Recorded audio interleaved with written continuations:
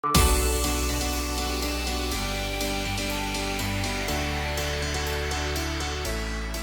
do you think, mate?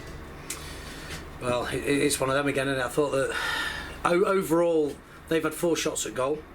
They've scored 2 shots in the second half.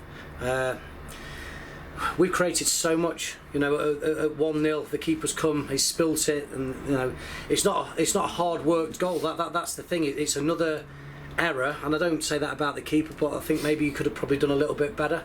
But they never hurt us during the game.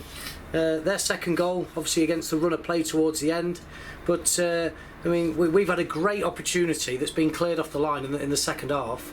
The first 15 minutes, I think we created 4 or 5 chances. So again, here I am standing saying it's another defeat, but on a very, very difficult pitch, by the way, a very, very difficult pitch, which you agree with me. I thought we've done well today. And within that change room, yes, they're disappointed, but it's slowly getting there. We've played 4 or 5 teams now that are in and around the playoffs, and we don't look out of place. If anything, we're creating more. We're not getting the rub of the green. I'm absolutely fed up with some of the refereeing decisions that we get. It's embarrassing. Now, you've got to agree with some of these that we've had today. So talk us through, Charlie's yellow card. The ball's come into him. He's had a turn. It's brushed his hand and he's had a shot at goal. He's given him a yellow card for handball. I've been in to see him in the referee's room and I've asked him the question in a civilised way. How come you booked him there? He said persistency. 1 tackle, 2 tackle, 3 tackles. The next thing I'll say to him is the next incident he gets a yellow card. So he gives him a yellow card and he's had a shot because he's brushed his hand. So, and then it leads into their man that got sent off, Wellesley. That's a never sending off right in front of the book, in front of us. And I'll say that for Ilkeston, never a sending off. Clatter of players, he's come across indecisive. He's asked the linesman, was that a sending off? They both looked at each other, didn't know what day it was. Yeah, we'll send him off. Embarrassing. And then for Charlie with a tackle, he's just gone and evened it up. So in the space of 10 minutes, I don't know how many players got booked today.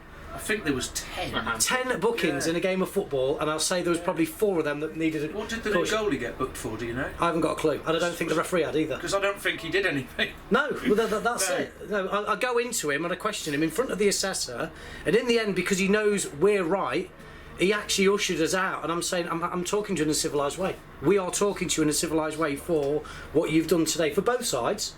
For both sides. That is the worst refereeing that I've seen at this level of football in years, and I'm sorry to say it, everyone else in the stadium, and that's not because we've got beat in that way, but some of the decisions, like I say, for both sides of it, it's hard to accept. It's becoming that you get it every single week now, but to be fair, their goalie has said he's the worst ref he's seen this season as well. I think there's a lot of people in there, but listen, like I've said before, we're all on a learning curve, but there comes a time where if you're going to get assessed, there has to be a fine line of what you've done. That today was a joke. What about your new players? As I said, I thought the lad up front played really well. Tomo's done very well. He's come in again. He's difficult. If you'd have seen us last week on a nice pitch, we were brilliant. Knocked the ball around, bopped it around. Everything that you try and work on a 4G, which is a lovely surface, is very difficult to do it out there. Both Keebs, Jack Keeble's come in and been a breath of fresh air. He's been brilliant for us. And then obviously Tomo's come in. Within that final third, you see what he can play anywhere within that triangle or the diamond up top. So, listen, I don't know what the results were today, but we're going to roll our sleeves up and keep going. Market Drayton lost 6-0. So okay, well, that's unlucky for them. But listen, no one's won the league today, and no one gets relegated. So, we look at the games that we've got left and we go again. I know within that group of change room there, we've got what it takes. There's a win coming around the corner. We've got to. Just need a refereeing decision to go right. Barring those refereeing decisions, then, how frustrating as a manager do you think it is for the fact that you did dominate for some periods and you had a lot of chances, but you just didn't convert? How frustrating is that as a manager? That's been the last 4 games. You've seen it today. I don't get frustrated in that change room because the slow progression is seen, and you can see that. The fans can see that. They're coming off and going.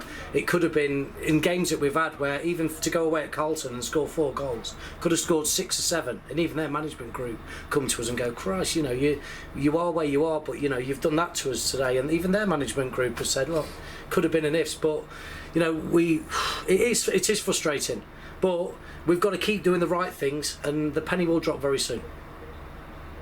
And can I just ask about the goalie? Was he just in today because Sam had to go to Mansfield? Or? If you had CCTV in my front room at 2:15 yesterday, you'd have had you've been framed 250 quid special. I got a phone call from Mansfield Town. Sam works with Mansfield Town. Yeah, He's the academy goalkeeping coach. Conrad Logan's now gone on loan to Forest Green, which meant they got no one to warm their first team keeper up. So that's his job. We accept that. And he had to go and do that today, so from 3:15 till whenever I was frantically trying to get a goalkeeper in.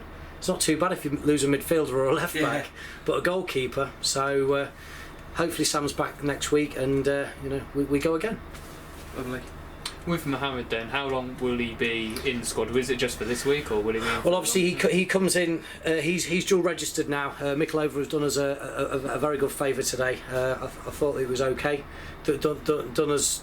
Who else is going to go in at 3:15, 4:15 on a Friday night? It's very difficult. So he's dual registered. He's part of the team now till the end of the season. So whoever plays, there's always someone that can. And the lad who came on at the end, I understand he was with you in pre-season, didn't sign, and now he's going back.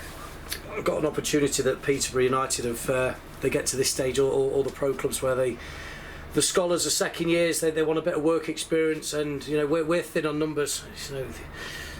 The budget doesn't allow us to run with a 16-man squad, and to get to Wisbech for where these players are coming, it takes me an hour and 40 minutes to get here. And if I'm bringing players in the same distance, you're away for a full day. These lads are local.